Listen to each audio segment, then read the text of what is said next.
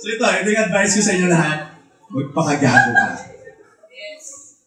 Sabi ng mga pilosopong tambay sa barangay namin sa Nueva Ecija, ang pinakagagong pwede mong gawin kung makikipaghiwalay sa kasintahan mo ay ang huwag maging gago.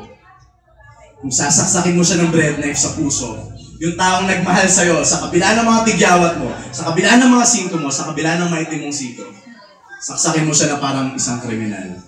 Yung pang-anniversary special ng Soko, yung maduduwal si Gus Abelgas pag nakita niya sa script yung kwento niya, yung parang, wow, nangyari, sabi ni Gus Abelgas.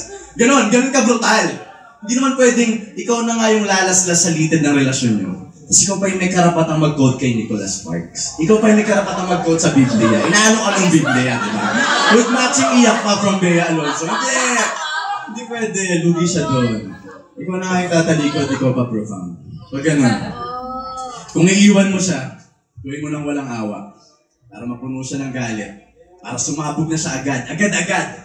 Para di ka na niya ilaban pa. Hindi para sa isang katulad mo na pinaglihi sa isang kilo ng gago na basta-basta lang bibitaw sa isang pangako. Kasi nabagot, nagsawa, hindi na kontento sa saktong ligaya, sa saktong libo. Hindi ganun. Huwag ka magbait-baitan kung ikaw ang mangiiwan. Magpakagago ka. Para mapilitan siyang tumakbo palayo, para magmadali siyang kalimutan ka. Para ang malala lang sa'yo ay yung kagaguhan mo. Para di ka na niya balikan bukas sa isang araw sa susunod na buhay.